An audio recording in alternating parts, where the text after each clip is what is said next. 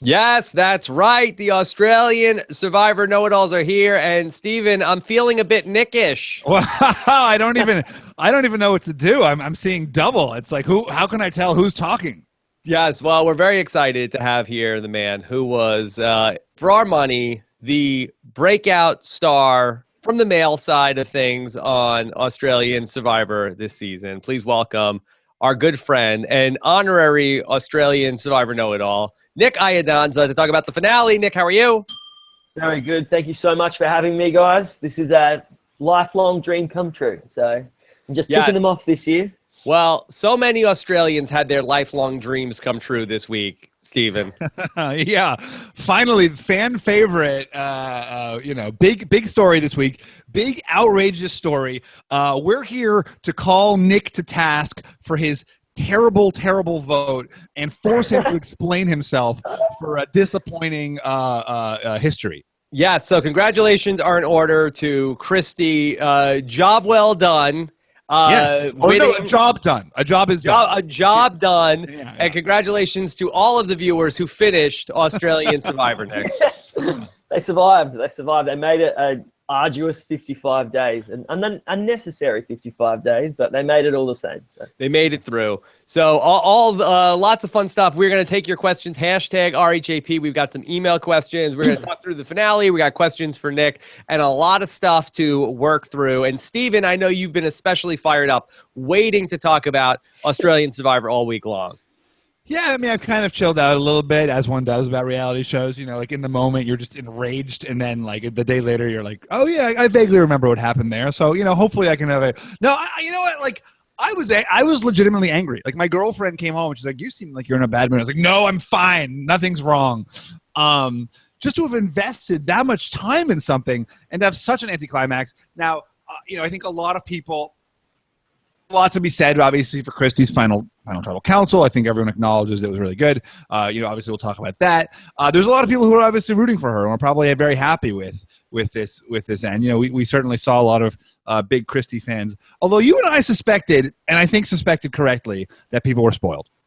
Yeah, that from the point around around the time like Nick went out in the game, that Stephen and I started being peppered from Christie truthers who were out there, who every time we said anything that was potentially a wrong move for Christie, we got a lot of very cryptic, "You guys are so stupid." Yeah, you'll see. You'll see. Yeah, you don't know anything. You'll see. Yeah, you guys are such a-holes, and you'll see. Yeah, the truth will come out. Yeah, there was a lot of that around the time. I reckon, from the merge onwards, it really started to ramp up, and was trying to figure out the difference between the people who maybe had been spoiled, or the people who were reading the edit, or the people who genuinely believed that she should have won. So it was tricky for us as well, trying to sort out the truth. Well, yeah. It's interesting because, like, from a game perspective, there was no reason to think Christie would make it to the end and certainly not win. She was obviously a huge target coming in off Vow, right? Vow, and then didn't seem to really be making any dynamic moves to kind of change that position. So, but see, that's the thing. I don't know if she was a huge target coming in. It's like that classic. The larger group just goes straight up against each other, and then anyone who you think was a target because of their position in their previous tribe slides right underneath for that first bit. She definitely made moves, but that first bit at that merge, she wasn't the target at all. Right. Well, let's try to see if we can talk through some of this today, because, again, I thought it was a very dramatic performance in the final tribal council and a very dramatic episode all the way around. Right. Probably one of the better Survivor finales that there ever were. Yeah. Really, oh, my gosh. That challenge was unbelievable. Yeah, super iconic. Nice touch to have the family members there for that. I want to talk, because I thought that was like a real I guess that is a nice touch, but it was like, that makes it so much more distracting. Yeah. But I did feel like in the case of Christie, I did feel like that she drew from that more so than Lee was able to. And she really got the momentum. And then I really liked that touch at the end with the bringing all of the family in at that final tribal council. I mean, that was a beautiful moment, Nick. Yeah, it was. That's something that we've done here before, an Australian reality TV show with MasterChef. It's very common to have the family come in for that big final reveal. And I'm surprised they did it, but I think it was good. I thought it was really nice. I can only imagine how amazing it would have been to have my dad and my fiance, hand on each shoulder during that moment. So we were all so happy. I think the first thing that ran through my mind was, these kids didn't hear what I just said, did they? Yeah. And luckily they were in lockdown. But it was nice to have them there. And Stephen, what about Elle's family? Oh, go ahead. Sorry, Rob. Stephen, how much did you want to have your family there with you at the final tribal council in Tocantins? Well, JT had all his 7 young'uns that he would have had, so it really would not have helped me for he's got his young'uns playing the banjo and my Dr. Dad comes in. I don't think that's going to help my case. Yeah. Yeah. All right. So let's just start to try to put some perspective on the Christie storyline, because I think there's really 2 ways to look at this in terms of, I guess, how much do we buy the narrative of that here is Christie, she had a plan this entire time through all 55 days, that she was the person who by design was behind the scenes. She said some interesting things about, hey, you guys all wanted to vote for somebody who made a big move. Well, I noticed everybody who made a big move went home. There were 20 tribal councils. I knew who was going home every single time. And this was by design how I got here. Stephen, did you agree with or did you reject that idea from Christie? Throughout the entire season, we'd seen these confessionals from Christie where she would just say in this frantic way, I'm really controlling everything by doing nothing. And I felt like her final tribal was a little bit more of that. It's I think she was very eloquent. I think she made a really strong case, but was that case really backed up by the facts? Is she really, it looked to me at the final 5, and again, we got to talk into this, dig into this a little more, that she made one of the worst decisions in the history of the show by agreeing to go with Leah and Elle at that final 5, where short of a miracle, she is out in 3rd place. That miracle happens, and then she's there, and for her to say oh yes, this was my plan all along, was to have a miracle happen. That's.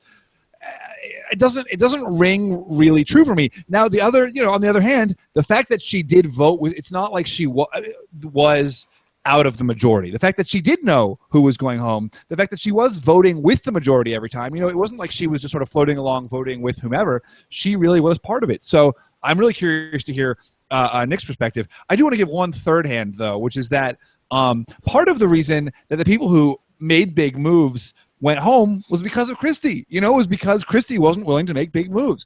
It was like you saw every week jennah-louise or I don't even remember at what point it was true, but there was a point where there were enough numbers to flip on that majority alliance from the bottom, and they just were all too terrified to do it. And so that could have happened, And if I could add one more thing, there was one tribal council where Christie did not know who was going to go home. Oh, which one? And it was the one in which Sue got voted onto Sanapu. Yeah. And that was the tribal council where Christie was going to be blindsided and sent out of the game before Connor, before Kate, and by the grace of a twist, which made no sense whatsoever, that was where her game was spared that night. She did not know who was going home that night. That was going to be a total blindside of Christie. And then only by the grace of production interference on that night, then she ultimately caught wind of what Phoebe was trying to do and then flipped on Phoebe. So, all right, with all that loaded up, Nick, then talk to us about why Christie was the winner. Well, speaking to that point, as someone who was saved by the grace of a production twist on day 12, that's I don't know if you can hold that against her. I don't hold it against her except for that she says, I knew what was happening every step of the way, and that was a major point when she did not know what was happening that time. So my thoughts on that is I give Christie a lot of credit. I think she played really well, and I do think that of the final 2, I think that she did deserve to win. I don't buy into the idea that she knew what was happening the whole time. I really don't. And I've said this to her as well, that I think that there were times when she didn't, and there were times when she did. To say that you knew what was happening every step of the way is that. Even someone like Elle, who was in control the whole game. I think that's even a reach for her. So I didn't award my vote based on that. At that point when she said that, I was like, all right, Christie, maybe settle down. Like, let's not go nuts here. But the rest of the stuff, I do believe that she did earn her spot at the end. I think that what's important is that Christie figured out how to play in our season. And she did something that I certainly didn't do, and that was to take into account what were other people on the show valuing. And they weren't valuing people who made these big, outrageous moves. You saw what happened to everyone who tried. And in her estimation, she gathered the facts and she made her moves accordingly. And to do that and still be in the majority, it's pretty good. That's pretty good. To me, that's deserving of understanding the strategy of the season. That's a really great point, which is that like every season, you know, what people value changes based on who's playing that season, you know. Absolutely. And you've got to play that game to win. But what would you say that was? Well, so I went into the game with a season 33 perspective in my mind. I've seen it all, you know, like all super fans, we've watched it. We think we know what to expect. So I went in thinking that this was American Survivor. I didn't realize that I would be stuck with people who hadn't seen the show before, and beyond that, really valued all the things which in my mind are diametrically opposed to what you're supposed to do when you play Survivor. And so I never course corrected. I tried, but I didn't do it enough. She did. She really did. She saw what was happening. She pandered to the people who were beating this drum of mateship, loyalty, honor. And in some ways, you saw her when she was kind of morally conflicted about who to vote for, when she went and told Lee. She appealed to the things that were important to Lee as well. And it set her up into a really good position. But now, how do you justify... Oh, sorry, Rob. Go ahead. No, go ask your question. I'll go next. How do you justify that final five move? Because to me, it seemed like not that this was someone who was playing the game according to the rules that were handed to her, but someone that wasn't playing at all, and someone who was letting Lee make her decisions, and someone who was being presented with opportunities to take the game into her hands, most notably at the final five, to a lesser extent at the final four, and even, you know, at the final six, which is 3 consecutive votes where a really strong case could be made that this is your opportunity to take control of this game. And she each single time refused to take control of the game. Yeah, I think that she shouldn't have flipped at the final four. I also think she shouldn't have flipped earlier. It was around that 6-5 where I think that she should have. And yes, we talk about the Eliza Orlins, you know, results-orientated thing. In the end, it all worked out for her. But you know, I didn't understand it at the time. I really didn't. And do I still understand it now? I don't think so. You saw us on the jury. We were literally falling over. Like, what the hell? But one of the things I do believe, and this is something that I've learned since playing Survivor, is that there is something to be said for backing yourself. And I don't know if that translates idiomatically in America. Backing yourself is like believing in yourself and saying, do you know what? I actually can do this. I saw a banner like that once. Back yourself? West the way nowadays, isn't it? Yeah. Believe Sorry, Steve, leave it. That's a reference for Survivor fans. Old school Survivor fans. Yes. So as someone who went into the game thinking at every single opportunity, you need to make sure that you are making the path as easy for yourself as possible, I really respected that. Like, she did believe in herself that she could do it. I never would have backed myself to go up against Elton Lee. It's suicide. But she believed that she could do it.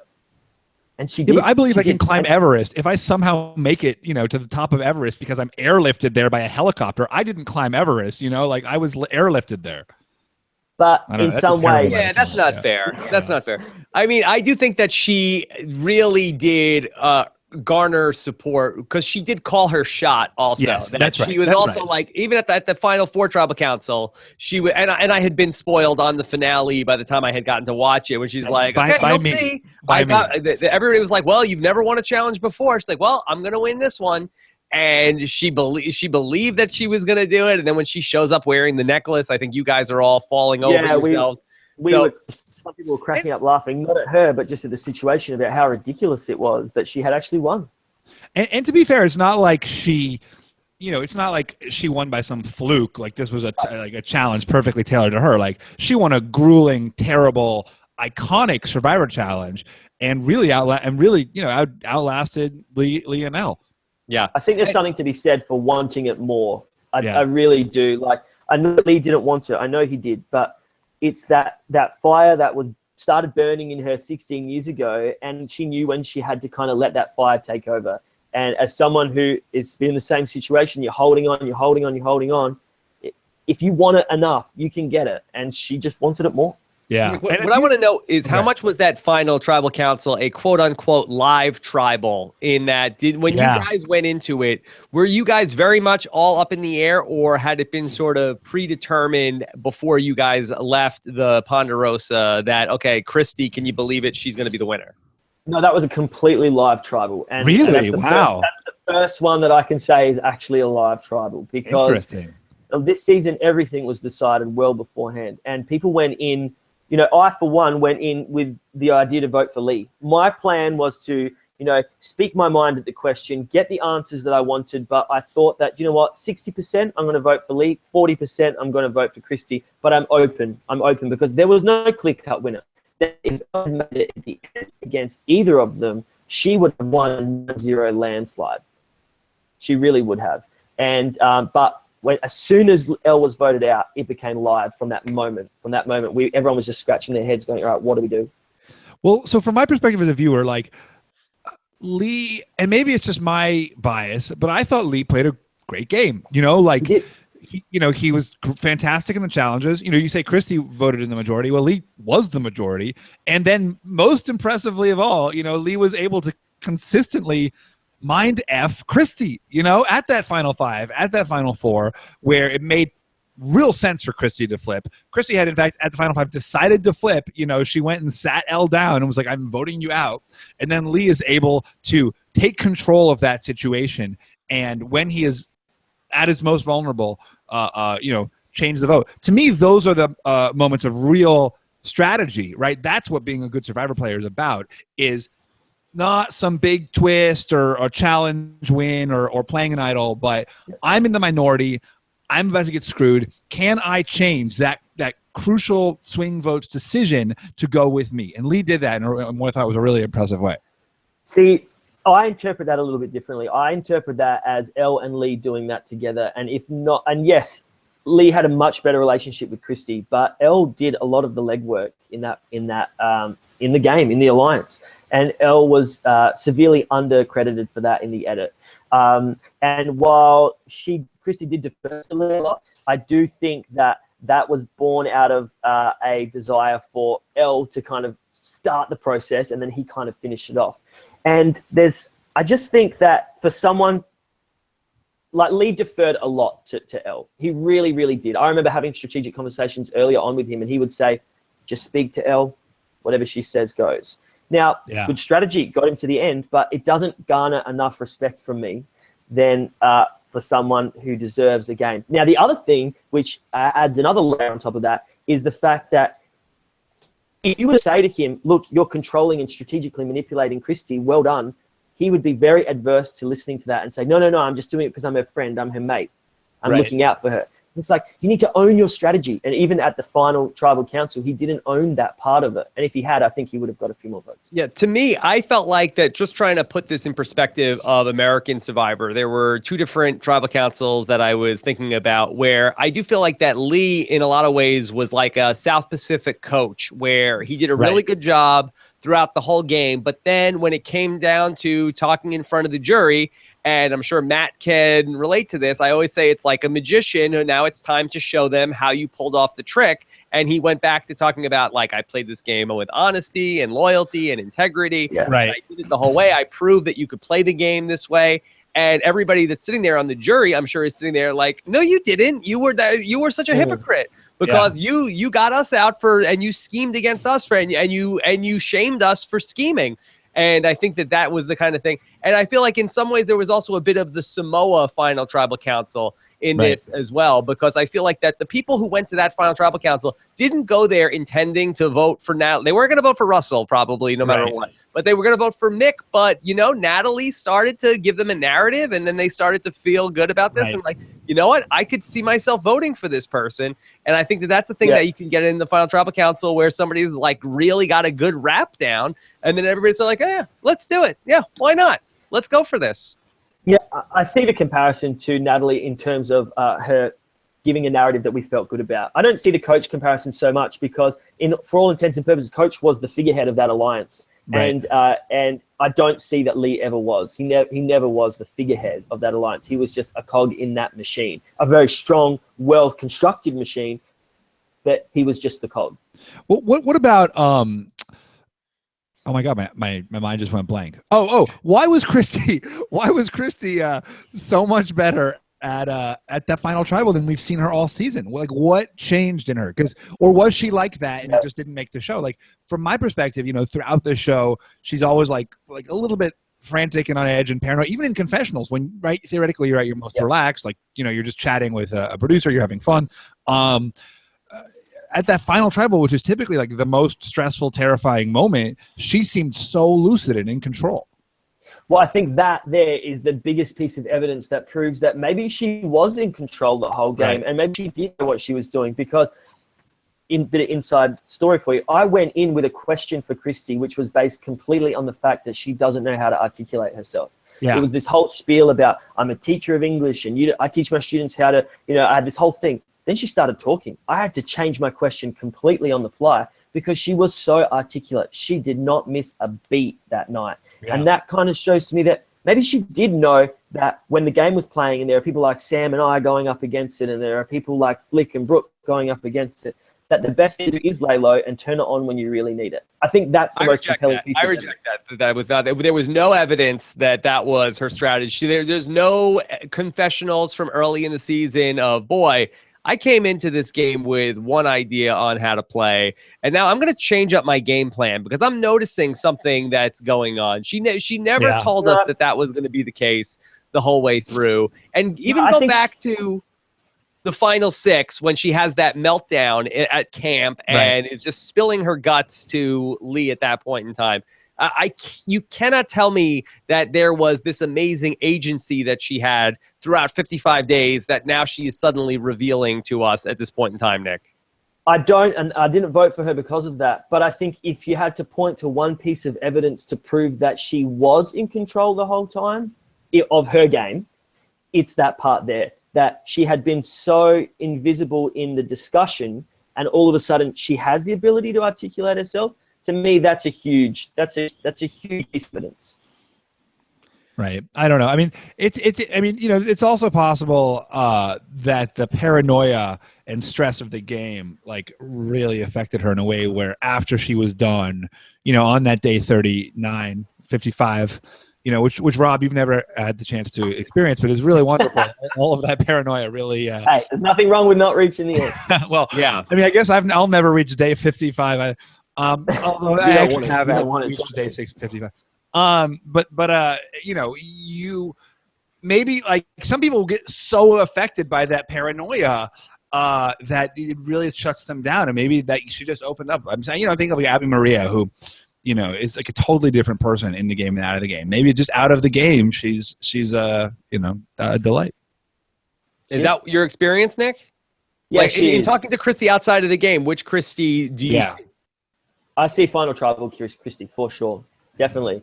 And people that went through the audition process with her saw that during the audition process as well.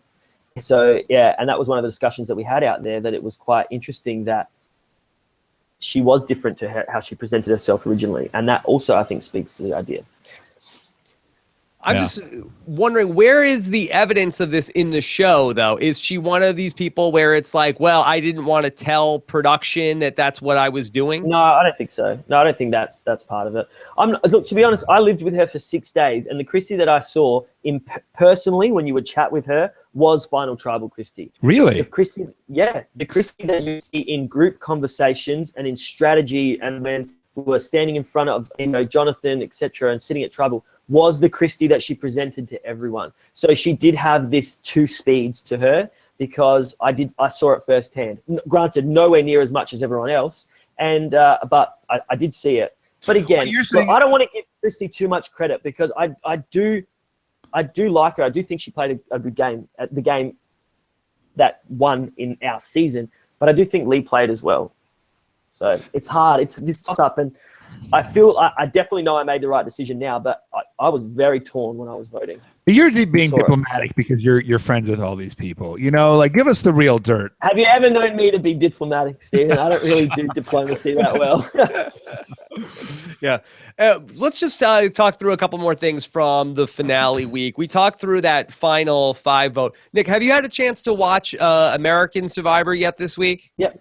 Can we we're not spoiling anything for our Australian viewers? No, because it was very interesting to me that we had a very parallel situation going on in the US Survivor, where Adam was in that same situation where Christie was in, where you had on one side a showmance and then on the other side a strategic pair. And Adam has been widely applauded for his decision to vote against the pair, making the opposite move, which Christie made this week. No, at the final 16 and not the final 5. Yeah. So do you think that changes that, Stephen? Yeah. The fact that, it's a huge change. I mean, it makes it much worse, right? Like, Adam is making a bold, aggressive decision at the final 16, probably the right move there. You know, at the final 5, it would be a no-brainer to go with the non-romantic. Well, I mean, actually, slightly different in that case, because final 3 versus final 2, right? So that's a huge difference. Yeah. I think that the difference is that the showmance in Millennials Gen X is the least likely to win, whereas in Australian Survivor, the showmance was the most likely to win. Yeah. So I don't really, I don't know. Like, we like what Adam did because people don't like Figgy and Taylor. But does it make long-term sense to want to bring Ken and Jess, who seem quite likable and quite strategic and smart and fit? I don't know. Yeah. I would like to sit next to Figgy and Taylor towards the end. Now, Nick, do you have any comments on the rumors from this past week that Lee actually got a woman pregnant before Australian Survivor, and that is one of the reasons why Elle does not want to see him anymore? Is that confirmed? Are you going to have Elle on the show sinking beers and dropping strip songs like Figgy? Yes. No. I don't. I think that we've got Elle and Lee are the genuine article as opposed to Figgy and Taylor. So I heard that they're not a couple. I heard they just spoon and it's not romantic. No, they are. They're together now. They've come out and said that they are. It didn't happen on the island. It's all above board. But as someone who slept next to them, yes, they. Yeah. Why wouldn't Lee just admit that they were a couple? Because they weren't a couple at that time. They really weren't. And nothing happened on the island. And I think that they were both very much in control of keeping that under wraps. Visibly, it was very, like, the optics of it, they were very much a couple anyway. It just, they didn't have the label. Did you get the sense that the production really wanted Lee to win? Were they like, guys, come on, you should vote for Lee? No, I don't get the sense of that. But what I get the sense is that the show was really jamming this idea of mateship down our throats all the way from the beginning, and no one personifies that more, in my opinion, than Lee. Now, I mean, can I don't want to blow up your spot, but one thing I thought you would say was interesting was the idea of crowning a winner that would then serve sort of to define the ethos of Australian Survivor moving forward. Yeah, that was a big thing that I took into account. Like, I want to kind of set the tenor for how Survivor was going to be played in the future and what will and will not be rewarded. And I just don't know if I wanted the idea of, trust, honesty, loyalty, mateship, all that stuff to be what people see going into season 2 and go, oh, cool, I can do that and I can win that way. Because I just don't know if that's Survivor the way that the fans and myself and other strategists want it to be played. That's not the core tenet of Survivor. The core tenet is strategy. And I wanted someone who at least was able to defend their strategy and owned up to having some sort of strategy. That's the big thing. People argue that Lee didn't have strategy. People argue that Christie didn't have strategy. And while they both did, I feel that Christie owned it more. Right. Mm-hmm. She sets a better precedent going forward.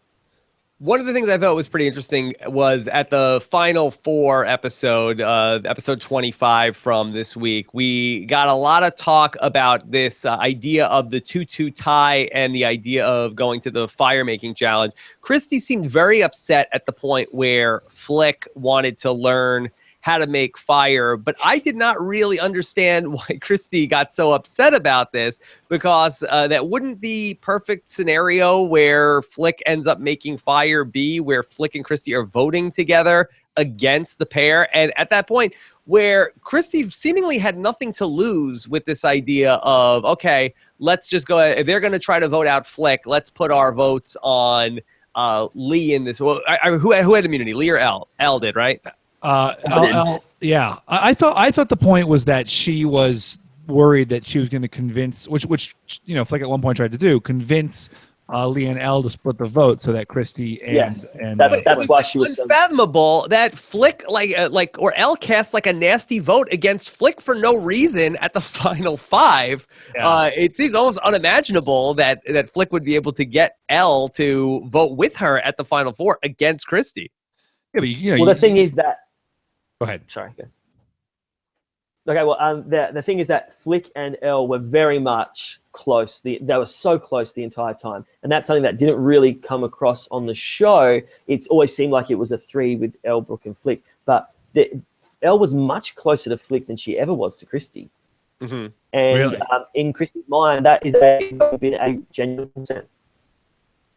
What about so was Elle closer? I'm sorry, was Flick closer to Elle than she was to Brooke? Like, give us a little bit of insight into that, because that was really the big move of the season. Yeah, I think I can boil it down pretty simply in the fact that Brooke and Flick were really good friends, but then Elle arrived, and Flick looked up to Elle as an older sister. And I think that is a very different dynamic between someone who you look up to as a sister, as a family member, as opposed to someone who you enjoy their company as a friend. And therein lies the difference. And that's a huge difference. And that speaks to Elle's ability, because Elle was such a good player. She really was. She was so severely under-edited. She was someone who made everyone feel completely comfortable. And she did it with Flick, and she got Flick to turn on someone who she said she would never turn on. Yeah, so explain that a little bit. Like, what made Elle such a good player? Elle just had this ability that you just felt comfortable around her. And, we speak about why Michelle won in Co Wrong, this ability of a social player. And it wasn't just the social. She had everything. Elle was also someone who fit in both camps. She had an understanding of honor and mateship and friendship and loyalty, but she also knew when to turn that off and speak strategically and talk about cutting people and blindsiding and getting to the end. And that makes that feeling of honor and mateship much more palatable for someone like me, who was on the receiving end of the negative sides of that. So she was able to kind of straddle 2 lines, as well as being a highly physical player and being someone that people just genuinely liked having around. Let's talk about Flick and Christie's decision to tell Elle about voting her out. Is that has to be one of the dumbest and obviously, it worked out from Christie's perspective, but from Flick's perspective, that was her game-losing mistake. Yeah, but I understand why Flick did it. I think so. What Flick was looking at there is she was saying, well, they're going to speak to Christie anyway, and Christie is highly volatile in terms of being persuaded by Lee and Elle. So her idea there is to bring herself into the conversation, and so that way she can at least midget a little bit more. Now, she did a really poor job of doing it because Elle absolutely wiped the floor with her. But the idea was that if I sit here with her, the conversation that I know will happen in 10 minutes can at least be under my watch. That was my hypothesis for it. I'm so pleased with myself. Yeah, that's on the money. Yeah, thank you. Yeah.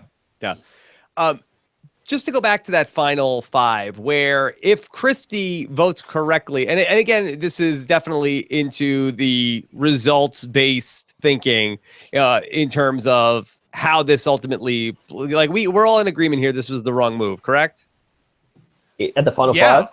At the final 5? Yeah. Okay. I just want to be clear about that, because people we will get comments like, well, how could it be the wrong move if she won? So if at that point where she goes with the final 3 of Matt and Flick at that point, obviously, Elle is going to win immunity at 4, so that certainly muddies things. Nick, how do you think the season ultimately plays out if they decide to vote off Lee at the final 5? Elle would have been voted off at the final 5, and she would have been gone to not have it. So hypothetically, let's just say the final 3 was Matt and Christie and Flick. Christie wouldn't have won. Interesting. Who would she have taken but she's there at final 3, so she would have taken who to the end, either Matt or Flick? I don't think she would have beaten either, to be honest. I really don't. I would have voted for either of the other 2 over Christie. Who would she have taken? I think that she would have taken Flick, because I think that Flick would have had a difficult time convincing people to give her credit, even though she deserved the credit. And I think that in that situation, maybe Matt would have won out of that final 3. But I think that strategy-wise, I would have voted for Flick. Personality-wise, I would have voted for Matt. Would Flick have been able to get enough other votes though? Like I would have imagined she could have had a really bitter jury. Yeah, I think that Flick was pushing it up a hill maybe against a few of those people. Now, if Flick went up against Lee, I do think that Flick would have won. Oh wow! I thought Flick was really good. Yeah, Flick was really good, and I think that the thing was that no one spoke in the jury and was like, "Oh, I've got to vote for this person." None of it really wasn't, wow. And I can say that honestly. Really. No, it wasn't. People took it really seriously. But what people did say, what people were saying, this is the type of player I want to reward, and that type of player was strategic. Every single person wanted to award a strategic player, and I do think that even Sam, I do think this whole idea of mateship, just everyone was so over it. Everyone was so over it. We had nearly 50 days of having it beaten over our heads by contestants, by the show, and I don't see a scenario where that would have been rewarded over someone who'd made moves like Flick. Were you losing your mind at the jury? How long were you in the jury villa? For like 3 weeks, right? 18 days of the game and then another couple of days afterwards. Yeah. Were you going crazy? But at first I was like, this is great. This is going to be a holiday. I can read books. By day 18, I was scaling the walls. Like I just wanted to get out of that compound. So I think that's about how long though the first juror is there from American Survivor typically. So that's not unreasonable. Actually, that may be shorter than the typical first juror. I think the hard thing about being the first juror is you hear everyone's event of the story, and every person's event is so different, and you just have to sit back and go, "Oh my God, all these stories are so wrong." Like, you just have to kind of, Nick, I want to start to incorporate some of the questions that we have for you into this conversation. Jacob writes in and asks, did Christie give one of the best final tribal performances in the history of the game? He says, I can't recall anyone even owning their game so thoroughly and making such a bold, convincing case for why they should win. Beyond that, I can't recall anyone ever so drastically changing the perceptions of the jury. She didn't just tell them why she won. She showed them by giving such a dominant, well-articulated performance. She proved her sincerity in saying that laying low and letting them underestimate her was a calculated strategy. She was really savvy all along. Could you put her final Tribal Council performance in historical context with American Survivor? Yeah, so before I went out there, one of the things that I did for preparation was I watched nearly every final Tribal Council to see which was good and which was bad, and I took some notes. And at the top of that pyramid, for me, is Todd. I think that's well documented that Todd has one of the best final Tribal. I think she was better. Wow. I do think she was better because Todd had on his side the fact that people actually liked him in the first place. Yeah. So he didn't have to work as hard. Christie had just come out of a tribal council where everyone was falling over themselves saying, oh, God, you're an idiot. You know, Flick said, oh, you're an idiot. You're going to lose, to her face. And she changed everyone's mind. And you have to give that props. And I think what's so good about it is that she didn't just appeal to each player and what they value. She was even very willing to say when the player was wrong. She said, no, that's not how it happened. And she challenged the jury. And people really respected that she had backbone when it seemed like she didn't have backbone for so long.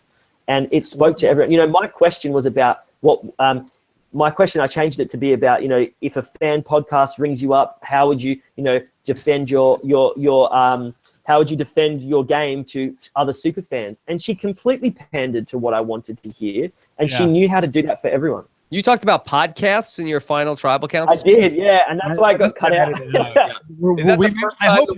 I hope Christie's not listening to this. I would feel terrible.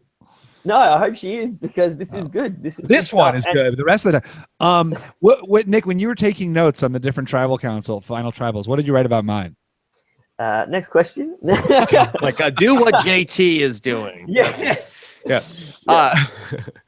Interesting. I wonder, is that the first time the word podcast is said on any Survivor season?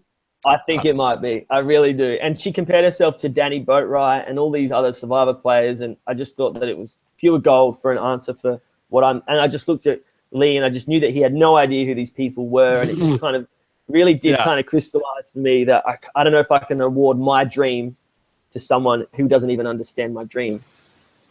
Yeah, the Danny Boatwright comparison is another interesting one, and I think that people have probably made that as well. But I do think that the Danny thing, to me, while the final tribal council is more impressive from Christie's end, that I do feel like that Danny starts making her move earlier, and I think it's a little bit more that you can see, sort of like, hey, it's more visible. Danny, where she's coming around at the final 6, she gets immunity when she's supposed to go home, and I think that she had more to do with the Stephanie, Rafe, Lydia, the Cindy business starting to fall apart than anything that Christie did outside of the final tribal council. It was almost like that Christie didn't start. Well, again, I don't want to get killed by the Christie truthers, but I feel like there was less where Christie's game was almost like, I knew if I played the game, then I would get voted out. So I consciously chose to abstain from playing, and now I'm telling you how I did it, where I feel like that Danny did more within the confines of the 39-day game. Yep, that makes sense. Definitely. Agree. Can I say something that I'm going to forget to say otherwise? Was this the worst rites of passage ever? That was so bad. Oh, no, I actually was into it because I was like, oh, my God, we're going to do rites of passage now? Oh, man, this is going to be 20 minutes. And I was impressed. I went in with low expectations. I always love it, but then they had nothing to say. They're like, Matt. Yes, Matt. Yes, Sam. You know, like some people, they really yada yada. Like, oh, Tegan, she was there. Yeah, all of them, they yada yada. It was unbelievable. Tegan's was, that was the girl that went from yellow to blue. It was like, what? Like, yeah. No one has anything better to say. Like, Tegan had they had nothing to say about anyone. There was no sense of like, I need to give this person a fitting epitaph. You know, it was all like, yes. Yeah, I think I did the best out of the rites of passage, I would say. I was pumped up to see Des again. Yeah, Des. I was like, yeah, go ahead. Everyone loves Des. Des is great. Des is a huge fan. People need to be nicer to Des.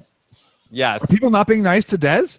No, just people saying, oh, what are you doing on that first episode? He knew what he was doing. It just didn't work out. Yeah. Legendary first boot, Des. Legendary. Bianca in that rites of passage? Yeah, everyone really felt like, thank God Bianca was voted out when she was, or she would have run the game. All right. Here's a question from Zach Brooks, who writes in to ask, with Christie winning, does that further prove the Sandra strategy is the best way to play Survivor? Anybody but me, Nick. Does that apply even double to Australian Survivor? It's funny because when I did, in the Connor vote, when we first merged, I'm happy to say I had one good move. I was instrumental in putting that together. And I remember Christie coming up to me and saying, Nick, tell me who to vote for and I'll vote for them. And I was like, wow, that's a Sandra thing. And I was like, she's going to go far with this. I didn't predict how far she would go, but she did actually kind of pretty much use those words. And what's interesting is is that going to make other people next year play that game?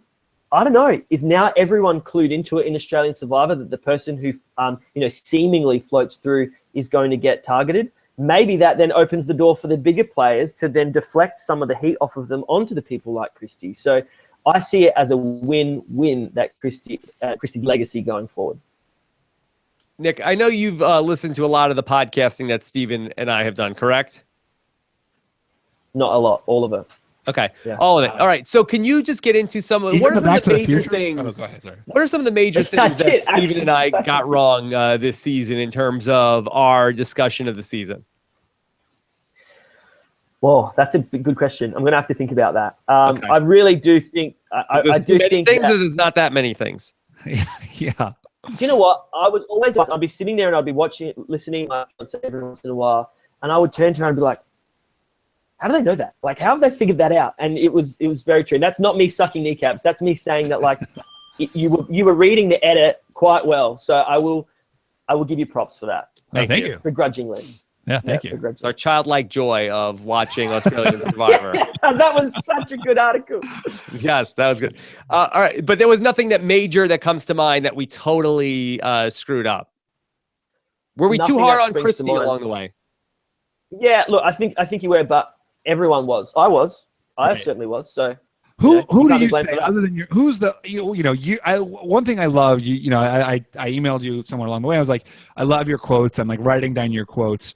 And one of my favorites was like, I'm going to get it wrong because I'm not looking at it. It's like, just because you're, having the best strategy doesn't mean your strategy is going to work out. And who do you think this season, other than yourself, was the best player, who didn't get to the end? I'd love to put myself as one of the best players, but my stats don't really line up. I'll remove myself from that category. I genuinely believe that the best players of the season were Brooke and Elle. Hands down. They had everything. They had all three components, whereas other people had maybe one or two or a smattering of each. They had all three.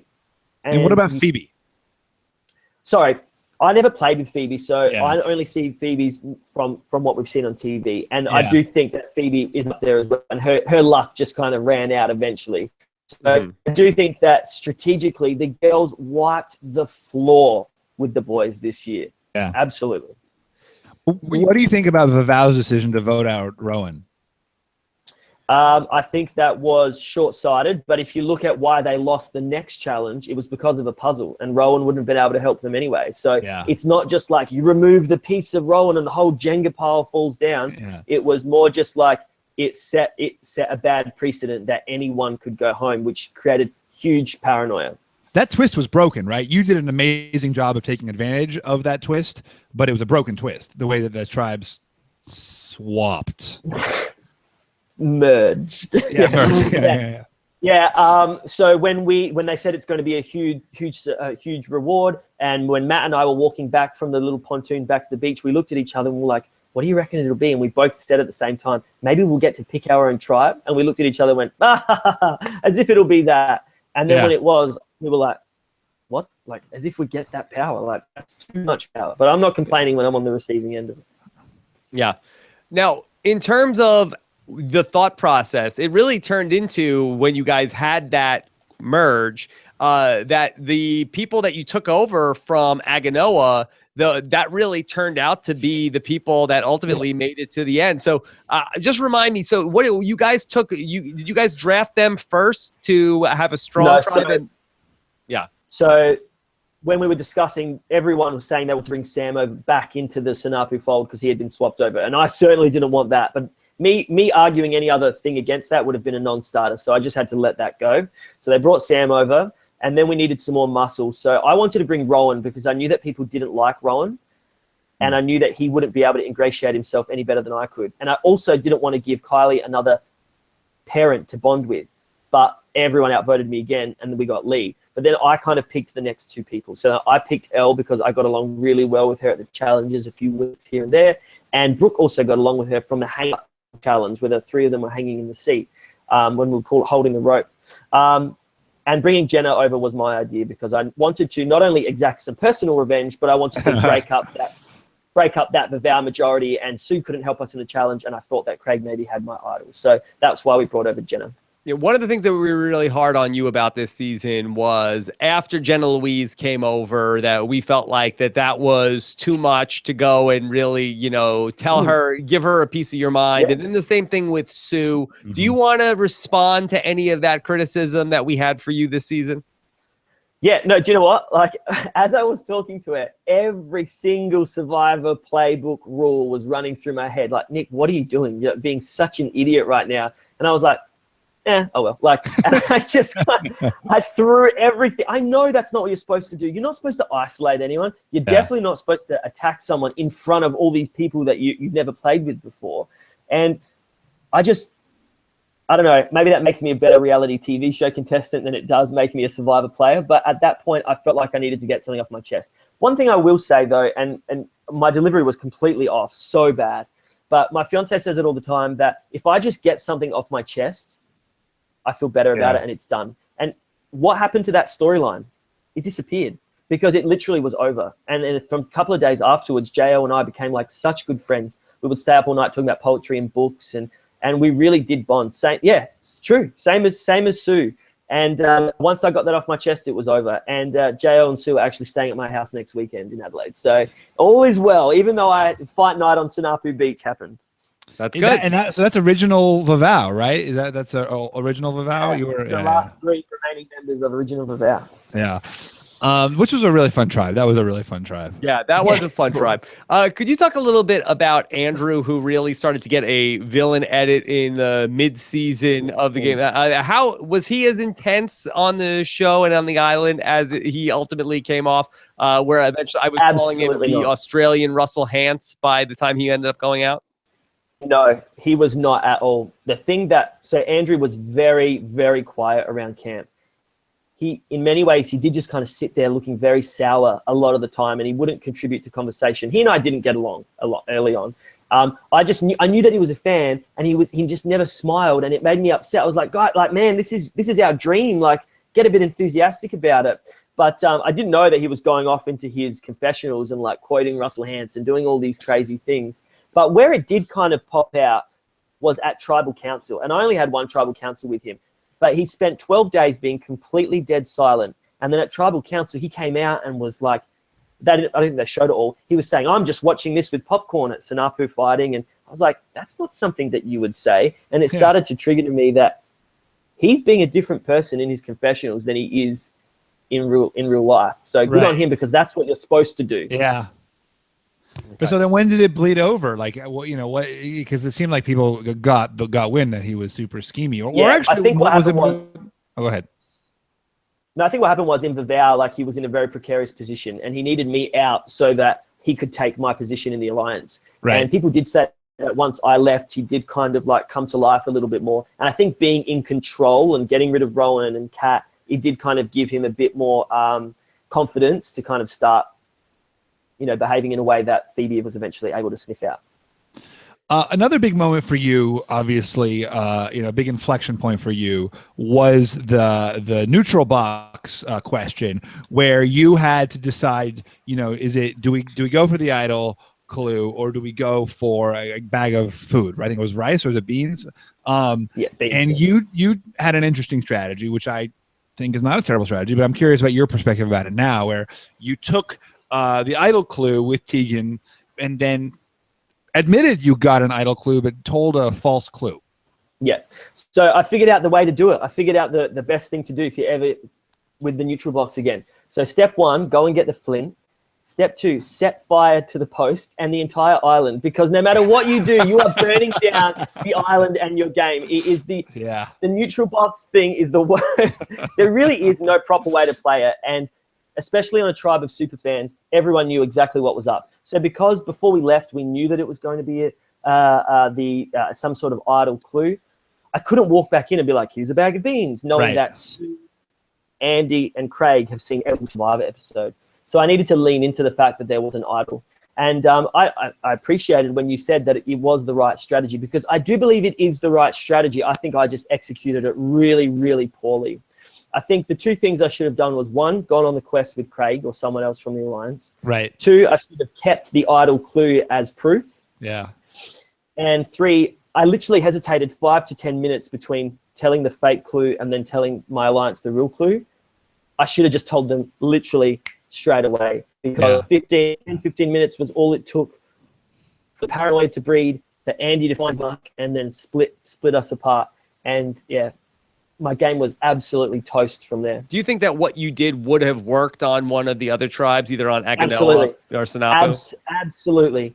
On Sanapu, I guarantee that maybe one person has seen Worlds Apart, and that's maybe Matt. No one else would have seen it.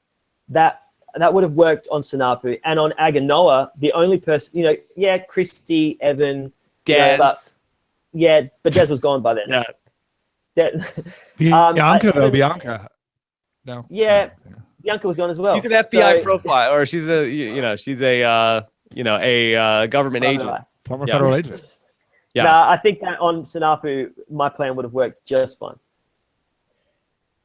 And my poem wasn't as bad as it sounded. I actually went again, like I watched all final tribal councils. I went through and read at least 15 different idol clues across the season and noted them down in my journal before I left. And I did kind of try and assign same metaphorical values to like landmarks. And I was thinking of that chair that Cochrane sat in for that stupid confessional, where it was like a thing that looked like a throne for a king. Yeah. And I was trying to kind of, find one. You were trying to look for like a similar chair. Well, I knew that there were like trees that had like a flat base that kind of went out like that. And I thought that because other people had said, oh, that's an interesting tree. So I was trying to build on what people actually already knew.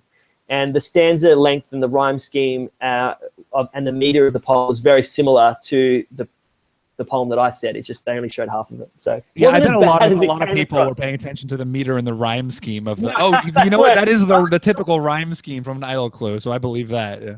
Mm-hmm. I was trying. Just to survive a nerd, I guess. Let me ask you before we get into some of these questions. How did you get cast on Australian Survivor? Obviously, you're a big Survivor fan. You heard that there was going to be an Australian version of the show. How did you end up on the island? So when the audition, when it was announced in November, everyone tagged me in this post saying, you got to get on the show. You love Survivor. And straight away I was like, oh, I'm not applying for that because I wanted to throw everyone off the scent. And straight away I started making my video. I sent my video off at the beginning of the year, and I've just like nervously waited for months and months. Finally got the call. But even before I got the call, I turned to my fiance and said, babe, I have a feeling I'm going to get on. Just, I don't know why. We need to postpone our wedding. So we postponed our wedding, which was supposed to be in July, when I was in Samoa, and we're getting married in January now. So yeah, it's just the traditional way with the video and that audition process. And yeah, just months and months of heartache, waiting and waiting and waiting. Well, let me ask a few really quick questions about this life on the island. Can you put to rest Toilet Gate, where I heard that you each get your own private luxury bathroom with running water? Is that true? Yeah, it's gold plated and there's air fresh. No, I don't know what I can tell you now. I'm not just saying this. Jonathan's article is wrong. There are no porta potties. There's no porta potties at the camp. There was a hole with a toilet kind of cover thing on it so that the maggots wouldn't crawl out. Like, but you got a cover in a hole. Hey, that's pretty good. Yeah, we didn't have a hole or a cover. There was a hole with just a cover. It wasn't a traditional toilet. It was just like a cover so that you couldn't step in it. Like it was a hole. But there's no porta potty. There's none of that. But it was like a created thing, though. Like someone else you didn't dig your own, poop hole. Yeah, the idea was that so we would all go in the same spot without so what kind of food access did you have? Because it seemed like people for 55 days it seemed like you guys actually had a pretty solid supply of food. And hold on, did you look for the immunity idol there? Because isn't that a throne fit for a king? That was one of the jokes. That's one of the jokes that was being thrown around by Barry. Yeah. Me and Barry were one and the same. Where's your wizard hat, mate? So we had rice and beans, and at Vavau, because it was a swamp, there was very few coconuts. So the only coconuts we could eat was if they washed up on the shore. So there was very little foraging, and at Sinapu there was a lot of coconuts, but nothing else. So yeah, really? I thought that we'd be able to find all this fruit and bananas. Nothing. It was just from what we gathered off that first day. So, but we did get rice and beans, so we ate one. And you had ample rice and beans to eat all the way through. They had it for all the way through 55 days. It was delivered as we went. So So you didn't have to ration it though, because it did seem like people were able to. There was definitely rationing, and I know it looks like we're always eating, but that was the time when everyone would kind of be sitting around, and there's a lot of padding on Survivor Australia, so you've got to show people eating to fill out 20 minutes or so. So one thing that people really liked about the show, which I agree, is that because it really showed like a sort of warts and all. You'd never see those scenes of Christie being paranoid or really awkward and weird or indecisive and emotional. Fishing with her underwear. Yeah, if she won American Survivor. And that's, I think, a real testament to what was fun and interesting about Australian Survivor was, you saw these little moments that showed you more of what life was really like. I mean, I think my preference is for American Survivor, but because I'm grumpy. But I think for the most part, I thought it was. I think if you want to know what it's like to be on Survivor, I agree. Yeah, definitely. It definitely gave me when you're watching it back, I was like, oh, as if they included that. It gave much more than American Survivor ever would. And now, I was watching Millennials Gen X with my fiance the other night, and I was just like, what? We're at Tribal Council already? Yeah, exactly. Why don't we have? Why do you have 15 shots of waves crashing and a little crab scuttling before we get people talking? So much sharper. I mean, and we spent like 28 hours with these contestants that made to the final three. I mean, that's more than double what we would have spent with any American Survivor contestant. Yeah. So, I mean, theoretically, we should know Lee and Al and Christie better than we know any American Survivor player. Stephen, is that how you feel? Do you feel like that you really know them as people? Yeah, I do think with American Survivor, this thing sometimes that, you get a very edited perspective of someone, right? And I did feel like with these people, and Nick, as you're saying, like, oh, Elle was much more, this, or Christie was much more that, but like, I felt like I got a really full, understanding of most of them, maybe not Bianca. I don't think we got a lot of Bianca, but other than her, I felt like we got a really good, rich understanding of a lot of these people. But I would disagree with that, Stephen. Do you feel like you really know Elle as a person? Well, again, like I think Al is maybe one of the few where you don't, but I think we got a lot, maybe like Lee, I thought, Christie. I mean, one of the weaknesses of it was that they would often have, rather than show us more character moments, they would often have just like the same strategic confessional told by like 10 different people.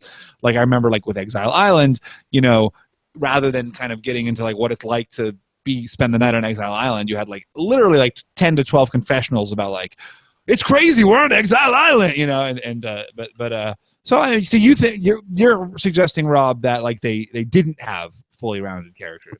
I would think that we would really know these people, and I'm not sure necessarily if I do feel that way. Nick, I know you were out there with them. What do you think about the job that they did in really fleshing out these characters?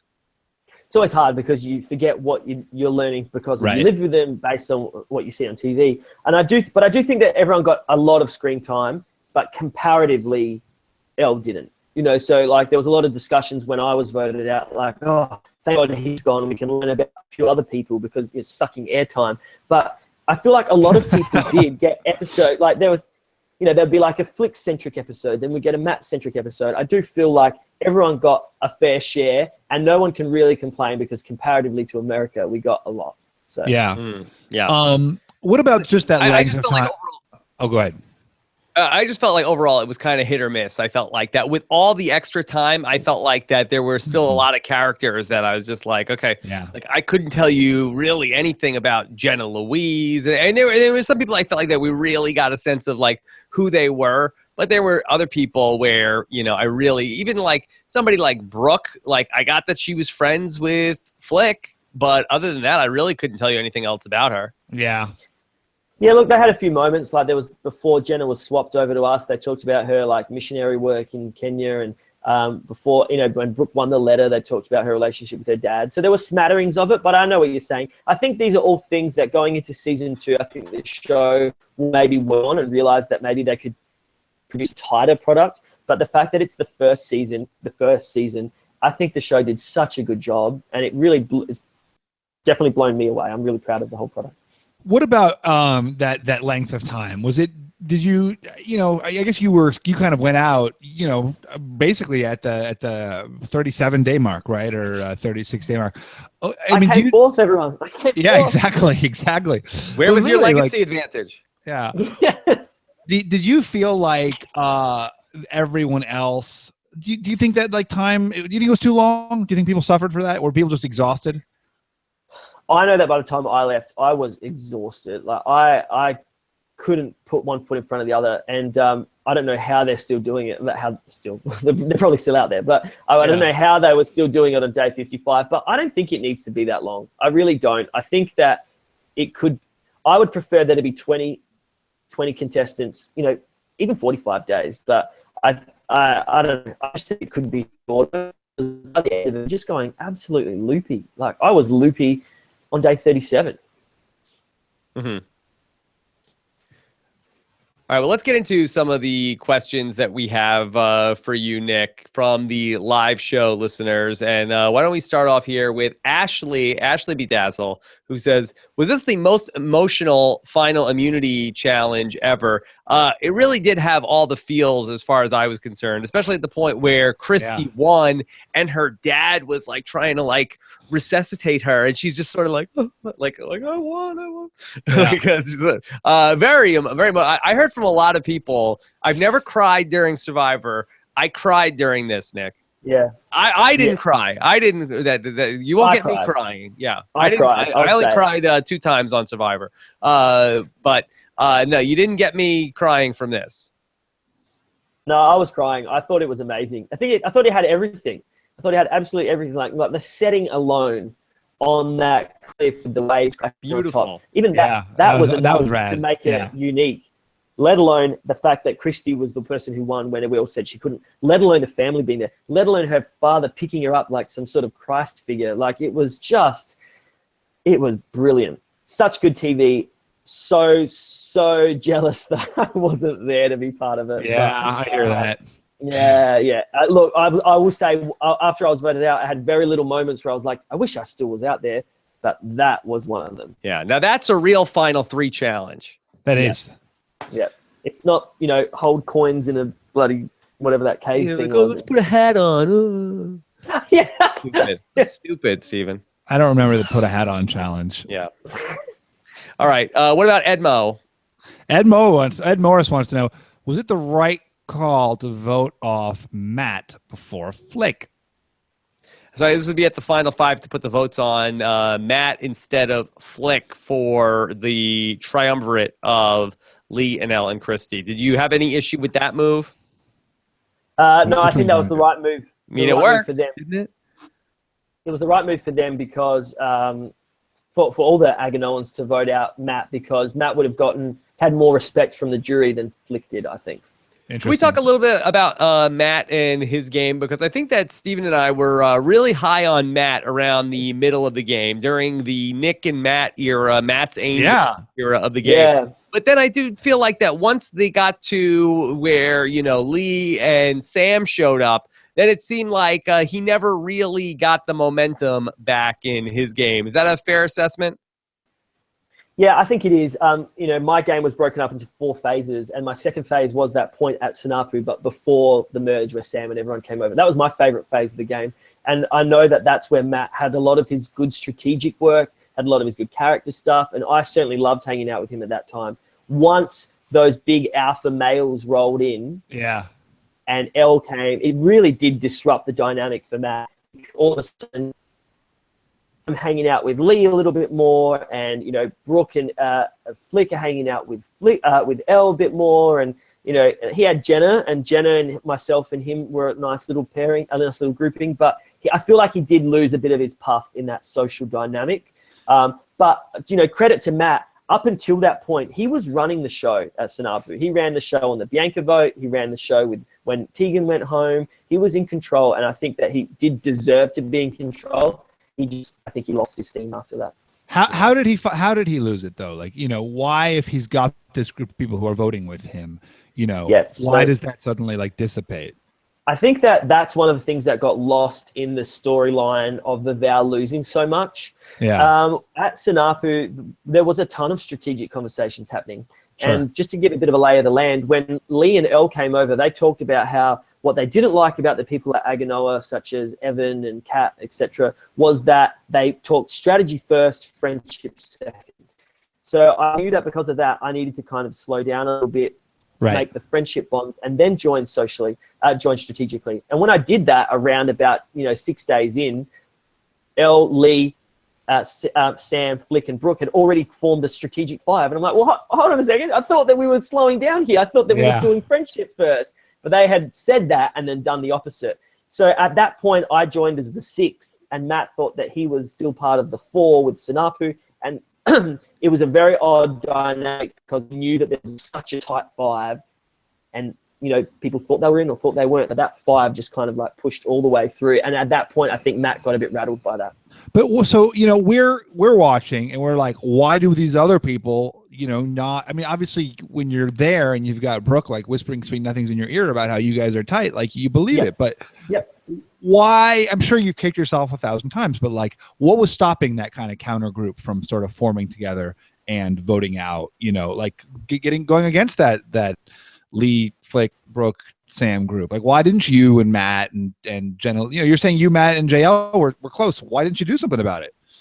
Yeah, so we had kind of, there was these, semi-conversations that if we go to tribal council, maybe this will happen, maybe that. But we just were never tested. We never were tested. We never went to tribal council, so we don't know what would happen. Who knows? Maybe, JL would have been the first person to get voted out those first 2 times, but then maybe it would have been me, or maybe, Lee hadn't ingratiated himself enough by that point. We just never really know. And we tried getting a few things together, but everyone thought that they were part of the core part, and that speaks to how good Brooke and Elle were. Yeah. Because I thought that I was with Brooke and Elle. Matt thought that he was with Brooke and Sam, and Kylie thought that she was with Brooke and Flick, and that speaks to how well they played. Yeah. That they were able to have a real 5, but make everyone think they were still part of it.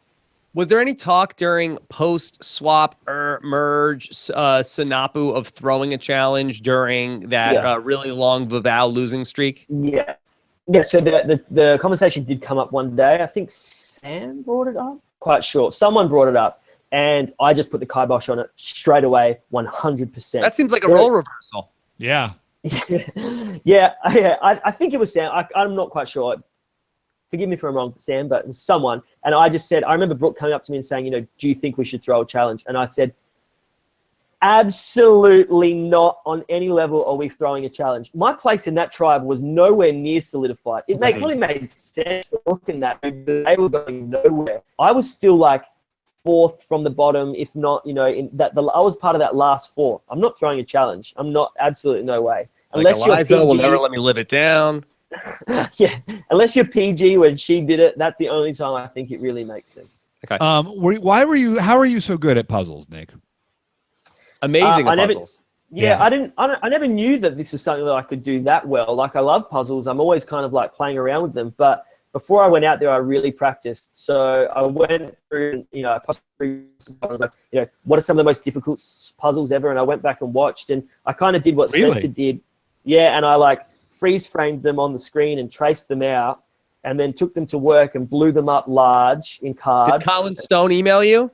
Yeah, well, yeah, he didn't send me any tricks. I need to figure it out on my own. And then I would do them blindfolded at my table until I could do them by hand. Wow. And like the big flame one, that Cochrane one, I found was the most difficult puzzle. So I really practiced that, and then the tree version that Joe did. And then when it came to the 3rd immunity challenge, when I built the upright puzzle, it definitely paid off because I got a bit of a rhythm going. Let this be a lesson to like future Survivor players. Like putting in the work really pays off. I mean, you must have some native talent because you were blowing through puzzles that you'd obviously never seen before. But I mean, that's really remarkable. I don't even know David Wright this season, is saying that he, with a 3D printer recreated, it hasn't really, bore any fruit for him yet.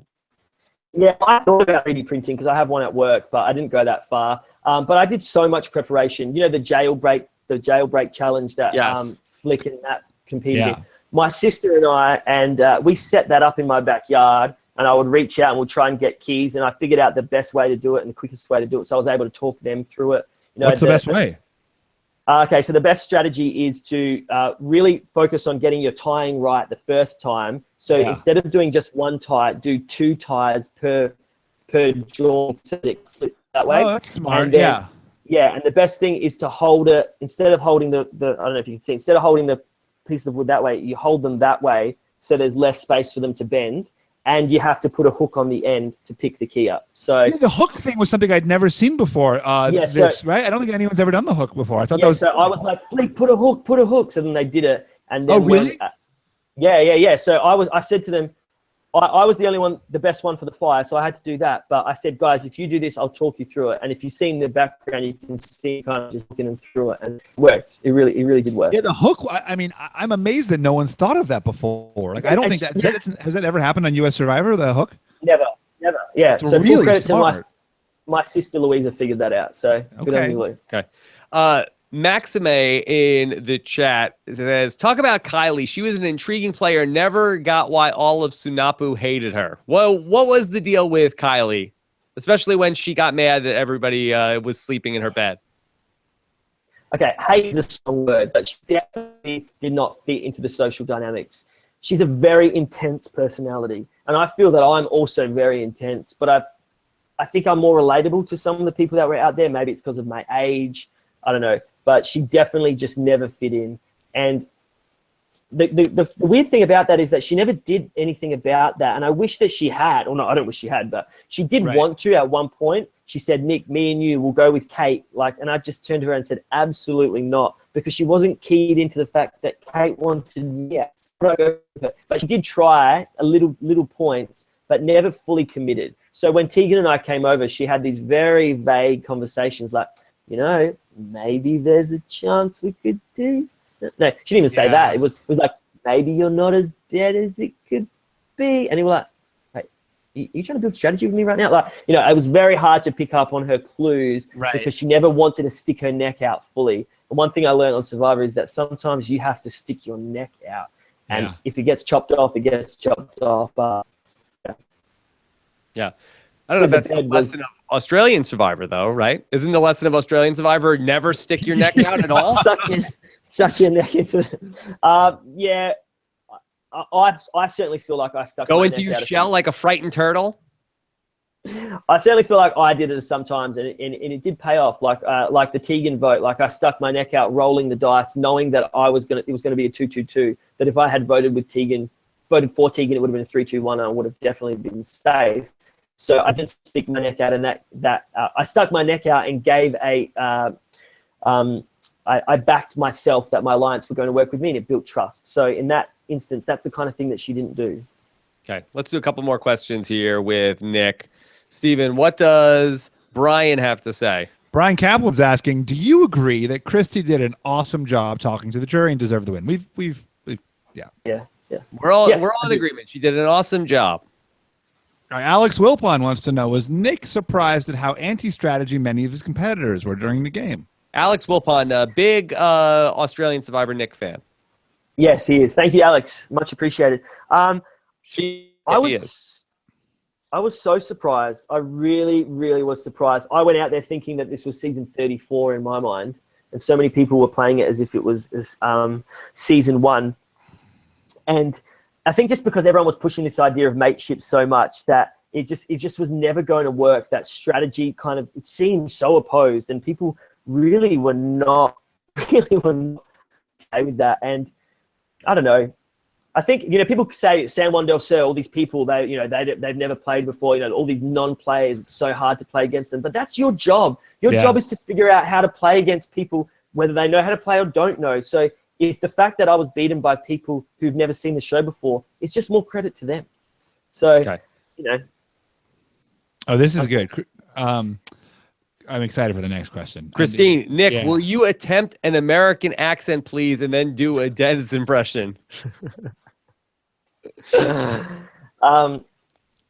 don't know what's the difference between American and Canadian, but I really love listening to American Survivor Know-It-Alls. I just think that it's so much fun for an Aussie like me to come on the podcast. Yeah, that's pretty good. That's good. Yeah, that's pretty good. I'm trying to put my finger on that. A little bit of like a California type. Yeah. Yeah. I'm subpar at those kind of impressions. No, that was good. Yeah, pretty good. There's nothing wrong with being bad at impressions, Nick. I loved your Des impressions, everyone. They were so good. Des is the best. I love Des. Yeah, Des. I have a thing for. I love these, eccentric, early boots in Survivor history. They're so much fun to talk about, and Des was just such a legend. He really was. He was like he was our mean motor scooter. That's for sure. Yes, he really was. All right, Survivor Central wants to know, how awkward was it to have the finalist families there for the reading of the votes? Did Lee's boys have a meltdown when he lost? I doubt that happened. Right? Be sad though. See your dad lose. We filmed 2 endings, so So they didn't know. I didn't know. Yeah. No. So you guys filmed it and with what? Like with fake votes? Yeah, that's been reported by the show in the media, so I'm not giving away anything there. Yeah. This is very interesting because I don't even know if they did that on the first U.S. Survivor when they did it. So what did they do? So they did a version where Lee how many votes did Lee win? 1 votes? Yeah, well, how many votes did Lee get? Both teams were for the spot, so it was just more for the spectacle of it all. So, but wait, like when everyone runs up and starts hugging Christie. And Lee's face has dropped, right? Like Lee looks like wow. Like Lee does not, to my mind, Lee did not expect Christie to win. That's the emotion that I'm seeing there. But in fact, that may not be the case. Maybe he's just like tired of play acting. Yeah, no, that was the first one that we filmed, so that seems to be the more genuine reaction. And yeah. But that's the way I do a lot of reality shows here. My Kitchen Rules and MasterChef all has like double endings filmed to stop spoiling. So what happened in the ending where Lee won? I mean, and like, did everybody on the jury just like have to go along with it? I mean, I think it would be pretty obvious to tell that this was not the real ending. To be honest, up until the finale, like in my mind, like I never asked anyone, but in my mind, really? I thought that it was. I swear I didn't. I was so scared of stuffing it up for anyone. I really was very. You know what it's like when you're a first-time player. You're very paranoid. No one knew what happened. I didn't even tell my fiance what happened. Everything was a complete secret for everyone around me, except like the legions of people who have been spoiled on the result. Yeah, people would say that to me. I'd be like, you have to wait and see. Yeah, no, I thought that it was going to be like a 6-3 vote. To be honest, it's crazy. All right, couple more questions. What Connor? Steven's favorite player, Connor. Yeah. What happened? You know, what Connor wants to know, Nick, are you and Sam friends now? You guys seemed really close in the game.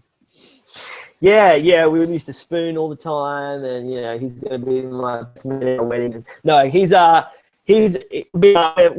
hold no ill will to anyone. Like as much as in the game, I'm like a little bit of a a poo stirrer. I definitely hold no will. He came to Adelaide. I picked him up from the airport. We've hung out. Like I irritate him. He irritates me. And it was Family Feud with Survivor was on last night, and Sam was on it, and he was still talking about me. So he's kind of. Why were you on the Family Feud? Yeah. What the heck? I don't know. You tell me. They chose Sam and Lee for Sanapu. The only thing I could think of was, did they pick all, like, would they have a travel budget? Do you not live near where they did the Family Feud? No, they flew people in from around the country. So they can only have 2 guys from Sanapu, and villains don't make good afternoon family entertainment, I don't think. Yeah. That's outrageous. I think they do. It is outrageous. All right. They had Rob at Pop Fest, you know? Yeah. What's up with that? What was funny, though, on Family Feud is that Sam just deferred to us. Yeah. It's like the show imitating the show. All right. Christine Radice wants to say, why are the Aussies so pro the good guys narrative and anti the strategists? Also, what does stuffed mean? Is that a pleasant way of saying the F word? That's a good question. So to say, oh, I'm stuffed means I'm really tired. Or if you want to say get stuffed, that means like go get effed. Whoa.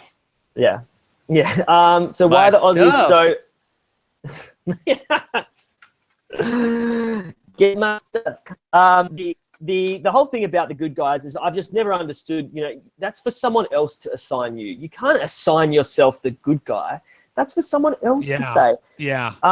And that just really never sat well with me, because I think I know I'm a good guy in my real life. I don't need to go on a show to prove people that. That's for my family and my friends and my students to know. That's not for, I don't care what people aren't you doing that right now, going on a show and saying you're the good guy? Yeah. No, I'm not saying it. I'm saying that's for if people can be listening and saying, this guy sucks anyway, and that's fine, because it really doesn't matter what anyone else thinks. I just think that this whole idea of good guys and mateship is such it's so ingrained in us as Australians from when we're young. Like it's part of our cultural identity. And people try to entrench it into us that we should be so outwardly proud of, the fact that we give everyone a fair go, and the fact that, we're not American TV replicas. And I just don't know how much of that rings true today in Australian society. I really don't. And maybe it's the fact that I've suckled at the teat of US television for so long, or the fact that I'm from a migrant family where I kind of am half Australian, half not. I don't know. I'm proud to be Australian, but some of those values don't hold up to me, and that's why it doesn't bother me to not be the biggest mateship. It's like the sinking mateship to me. Well, Stephen and I never pronounce ourselves as the good guys or the bad guys. That we know that is not our role. That is the job of the commenters and the egg people on Twitter to decide. Yes, they're the good guys. The egg people are coming for us. Yes. Okay. Let's go to Tony's Llama. How did Nick's relationship with Sue and Jennah-Louise evolve? It wasn't really shown after a while. We touched on that briefly, that you guys were able to sort of mend fences with them, and that's why they didn't show it so much, because you sort of were able to resolve that story. The storyline disappeared because all of us worked actively to fix it. Speaking of the egg people, in terms of Magic Matt and the chicken, this was one of the things I had wanted to ask you. How much was Ty and the chicken in the mind of Matt as you guys went along with the season? All right, let me clarify what happened with that. So we left Australia the day before the Ko-Rong finale. So we had seen that Ty and Mark the chicken were making it all the way to the end, but I didn't get to see the finale. However, and in the, just before when people landed in Samoa, I think Sue in her hotel room had seen the final. So she had told everyone, and a few other people had said as well. So it was very, very, very front and center of people's minds about not wanting to kill the chicken. And I cannot believe that no one wanted to do it. No one wanted to do it. Well, because then Olivia Newton-John will bring you money at the finale, right? Well, Sia is actually from Adelaide. She's from my hometown and from Matt's hometown. So I think, I don't know if he was like trying to get that money, but I just found it so incongruous that someone didn't want to kill a chicken, but talks about how much they love eating chicken in their real life. And the whole thing about Sam saying we're not professional chicken cookers, they cooked a chicken in the final episode. No one died of salmonella. All right, let's do one last good question. If you have one, Scott, give us whatever your best question left on the board is. All right, let's see. Let's go to Nirvana. Do you agree that we saw a little bit of Final Trial Christie early on with the fake crying? Yeah, I love that. Knowing the outcome of the show, or my perceived outcome of the show, watching that was like great. I thought that was really good. What was that the was fake nice. Crying? When so that was Phoebe was going home, right? And she was going to play the idol. Yeah, and then they played the idol and voted out Craig. That was a nice feather in her cap. So, good on Christie. Let's see. And Matt Brody says, should Channel 10 have spent the money they used to fly the Final Three's family to Samoa on a reunion show? Yes, absolutely yes. Yeah, so sad. How beautiful that was. What about was Elle's family there too? Like, she must have been, right? For them to get him to Samoa, they must have at least had Elle's family and maybe Flick's family as well. Yeah, they were, which sucks. But that must have sucked. One other thing I want to ask you about, and maybe this is opening a big can of worms. Did you guys have a lot of conversation there on the beach about Jonathan and how much he pried into things at Tribal Council versus maybe what you might have expected from Jeff Probst? It's a good ending. Yeah, look, the tribal councils that I was at, I never, because I wasn't at that Phoebe one, which is, I think, the most glaring example. So to me, Jonathan did such a good job. I thought he was so good. And I think on the mat on the first day, I was like, he's doing really well, but like, it's not what I know of Jeff. But by the time my first tribal council rolled around on day 12, that guy was perfect. Like, even in my final tribal speech, I even called him a national treasure, and he blushed and stuff. So, bit of a bromance going on between Jonathan and I. Yeah, he did a really good job for the first season out. Definitely.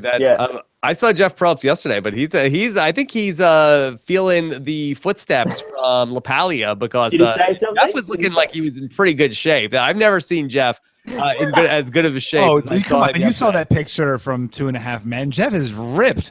But he's like big now. Also, Jeff. He'll never have the arm veins of Jonathan LaPaglia, that's for sure. Oh, okay. Well, he's working on it. All right. Well, great stuff. Nick, do you have a hashtag for this conversation? Oh God.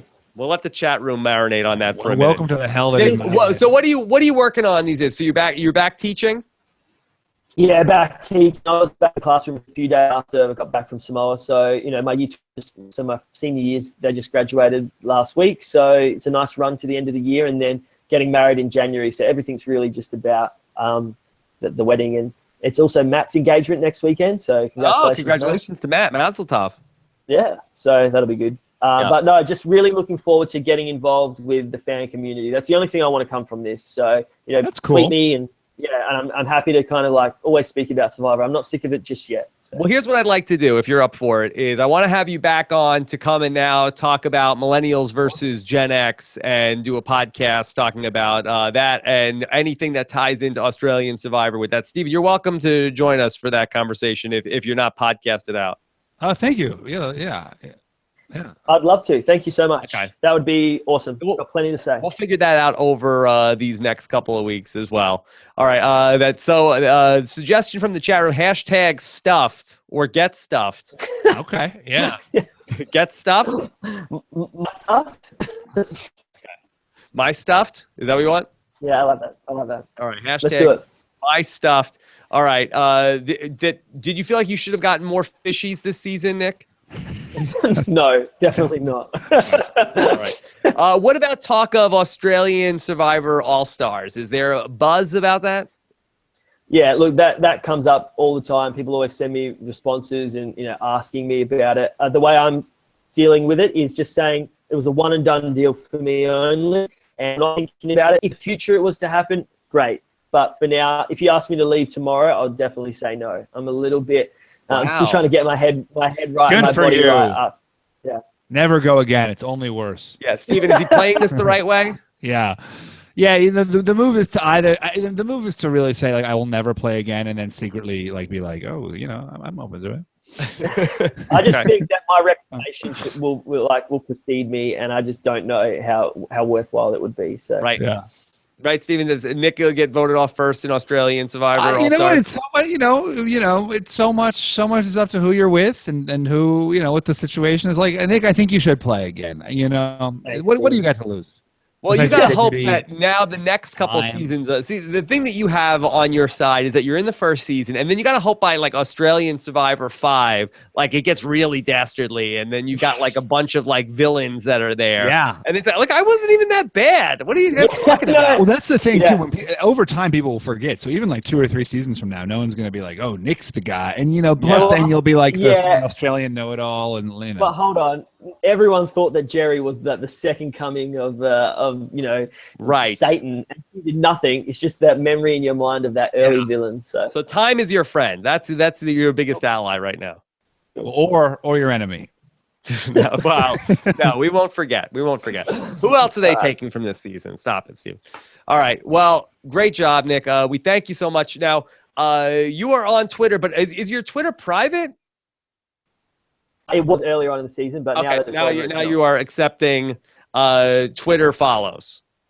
Yeah. So it's at Nick Iadanza, and Iadanza is spelled Iadanza. And you watch Survivor on the East or on the US version. You don't wait for Survivor to air in Australia, right? For the US version. Yeah. No, okay, I race home on a people can't Thursday. spoil you when they talk about these episodes, right? Yeah, no, I race home on a Thursday and watch it like a couple of hours after it's aired in America. Okay. So all right. So follow at Nick Iadanza. Did I pronounce that right? yeah, I say Iadanza, but it doesn't bother me. Okay. Yeah. All right. Follow him on Twitter, and we will talk about some millennials versus Gen X coming up here in just a little bit. Steven, anything else?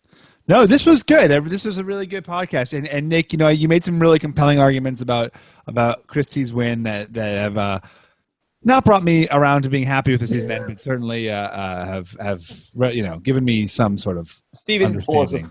Do you take back some of the things you said about Christie earlier this week? You are the anti-Christite. You're the anti-Christite. No, you're the anti-Christite. No, I think I'm the Antichrist. She survived 20 tribal councils. I went to 5 and was voted out of 2 of them. So I'm the Antichrist. All right. All right. Well, no, good. Look, Christie truthers, you had your day.